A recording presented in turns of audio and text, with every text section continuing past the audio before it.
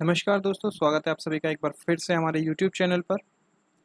और आज हम जानने वाले हैं कि कैसे चुना जाता है अमेरिका का राष्ट्रपति। तो देख लेते हैं दोस्तों, अमेरिका के जो राष्ट्रपति चुनाव होते हैं वो कैसे होते हैं, क्या उसमें मेन पॉइंट होते हैं, वो सब हम आज चेक कर लेते हैं। चलिए शुरू करते हैं। भारत से कितनी अलग है चुनावी प्रक्रिया, ये भी हम इसमें जानेंगे। अब देखिए, मैं आपको एक मेन पॉइंट बता देता हूँ। जो अमेरिका का चुनाव हो रहा है अभी हाल ही में, नवंबर में जिसकी वोटिंग होगी, उसके प्रचार और प्रसार के लिए काफ़ी ज़ोर शोर से दोनों पार्टियां काम कर रही हैं। देखिए, अभी हाल जो प्रेजेंट प्रेसिडेंट हैं अमेरिका के, वो हैं डोनाल्ड ट्रंप, और ये हैं बिडेन। ये दूसरी पार्टी से बिलोंग करते हैं और ये दूसरी पार्टी से, तो दोनों अलग अलग पार्टियां हैं। तो अभी ये प्रेसिडेंट हैं और ये उम्मीदवार, लेकिन नेक्स्ट जो अब चुनाव होने वाले हैं वहाँ पर ये दोनों ही उम्मीदवार हैं। चलिए आगे बढ़ते हैं और चेक करते हैं किस प्रकार चुनाव होता है। देखिए, कौन बन सकता है अमेरिका का राष्ट्रपति। यहाँ पे ये मतलब नहीं है कि आपसे ये पूछा जा रहा है कि अमेरिका का राष्ट्रपति कौन बनेगा। यहाँ पे मतलब है कि चुनाव के लिए कौन एलिजिबल होता है, मतलब कौन लड़ सकता है अमेरिका के राष्ट्रपति जी का चुनाव। तो अमेरिका के राष्ट्रपति का जो चुनाव लड़ सकते हैं, उसमें क्या क्या जो पॉइंट्स हैं वो मेन होते हैं। तो चुनाव लड़ने वाला व्यक्ति पैदाइशी अमेरिकी होना चाहिए, उसकी उम्र कम से कम 35 वर्ष होनी चाहिए, चुनाव लड़ने वाले व्यक्ति कम से कम 14 बरस तक अमेरिका में रहा होना चाहिए। तो जो जो भी चुनाव लड़ेगा वो व्यक्ति कम से कम 14 वर्ष तक, यानी कि 14 साल तक अमेरिका में रहा होना चाहिए।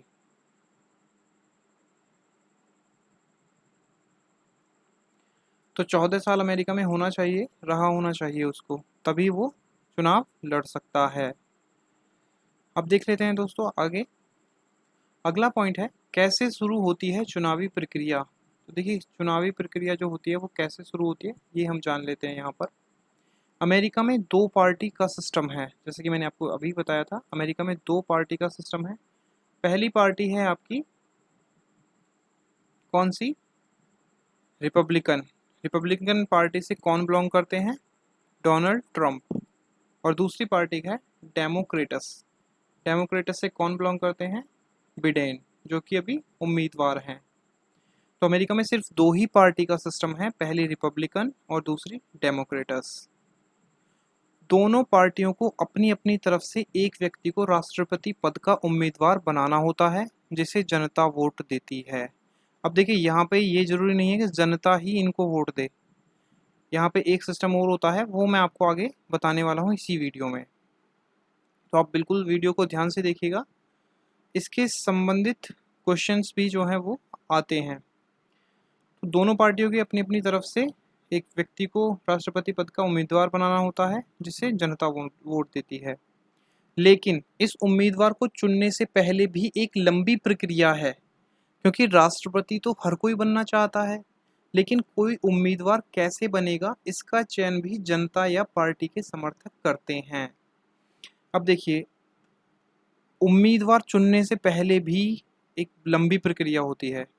राष्ट्रपति हर कोई बनना चाहता है, लेकिन कोई उम्मीदवार कैसे बनेगा इसका चयन भी जनता या पार्टी के समर्थक करते हैं। देखिए, या तो समर्थक करते हैं, जो पार्टी के समर्थक होते हैं वो, या फिर जनता इसका चुनाव करती है। अब देखिए, ये हैं उनके लोगो पार्टी के। ये आपका रिपब्लिकन का लोगो है, रिपब्लिकन जो पार्टी है वहाँ पर, ये उसका लोगो है। और ये जो आपका दूसरा लोगो है, ये आपका लोगो है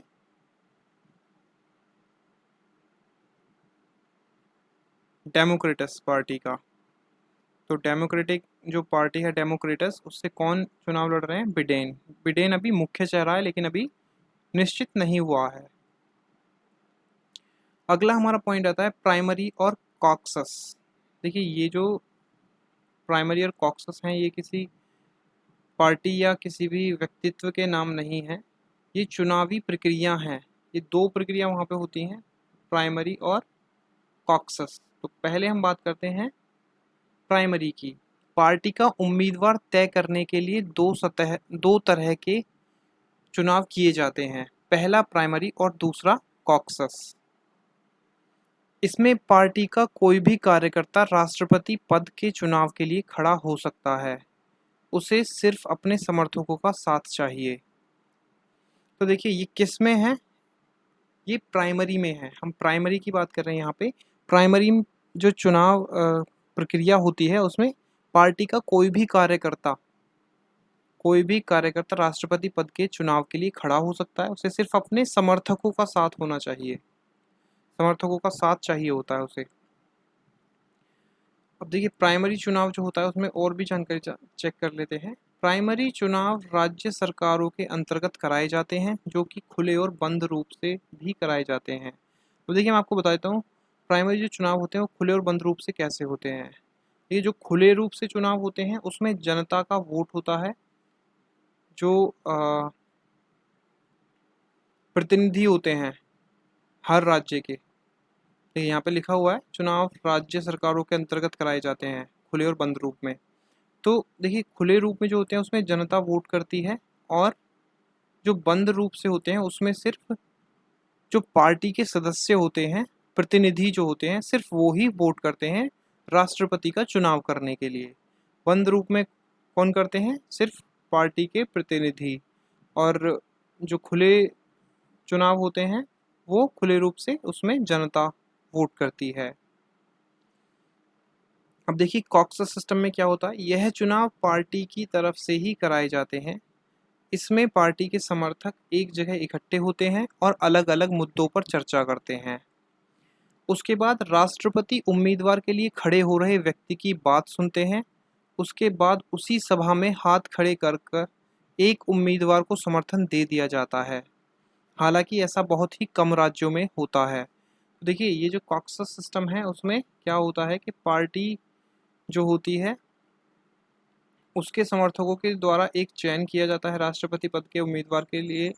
जो व्यक्ति खड़ा होता है उसी के एक चयन कर लेते हैं सभी, अपना हाथ खड़ा करके अपना बहुमत प्रदान करते हैं सभी, और समर्थन दे दिया जाता है उसी उम्मीदवार को। लेकिन ऐसा बहुत कम राज्यों में होता है। देखिए राज्य से मैं आपको बता देता हूँ, अमेरिका में कितने राज्य हैं, टोटल 50 स्टेट्स हैं, 50 राज्यों में वहाँ पे चुनाव होता है।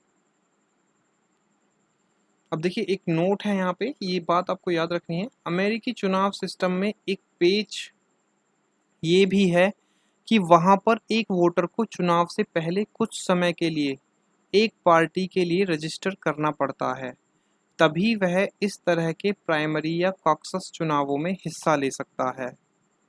तो देखिए इसमें रजिस्टर करना पड़ता है वोटर को, जो भी वोट जैसे चुनावी सिस्टम में जो भी वोट करना चाहता है पार्टी के लिए रजिस्टर करना पड़ता है उसको पहले से, तभी वो प्राइमरी या कॉकसस चुनावों में हिस्सा ले सकता है, अन्यथा नहीं ले पाएगा। अगला है क्या है प्राइमरी और कॉकसस का खेल। देखिए इन दोनों जो चुनावी प्रक्रियाएं हैं इनका खेल क्या है। रिपब्लिकन और डेमोक्रेटस दोनों पार्टियों की तरफ से राष्ट्रपति पद का उम्मीदवार बनने के लिए एक संख्या की ज़रूरत होती है, वह संख्या जो प्राइमरी और कॉकसस के चुनावों में जरूरी होती है। देखिए जो बहुमत मिलता है उसमें एक संख्या होती है, वो संख्या बहुत ज़्यादा ज़रूरी होती है दोनों ही चुनावों में। उदाहरण के तौर पर अगर एक पार्टी की तरफ से 10 लोग राष्ट्रपति पद की रेस में हैं, तो उन्हें हर राज्य में होने वाले प्राइमरी या कॉकसस चुनाव में सबसे अधिक डेलीगेट्स यानी कि प्रतिनिधि का समर्थन हासिल करना होगा। अंत में इन्हीं डेलीगेट्स यानी प्रतिनिधि की संख्या के आधार पर नेशनल कन्वेंशन की ओर बढ़ा जाता है। लेकिन नेशनल कन्वेंशन जो होती है वो जो ये प्राइमरी चुनाव होते हैं उनके बाद की एक प्रक्रिया होती है, वो भी मैं आपको आगे बता देता हूँ।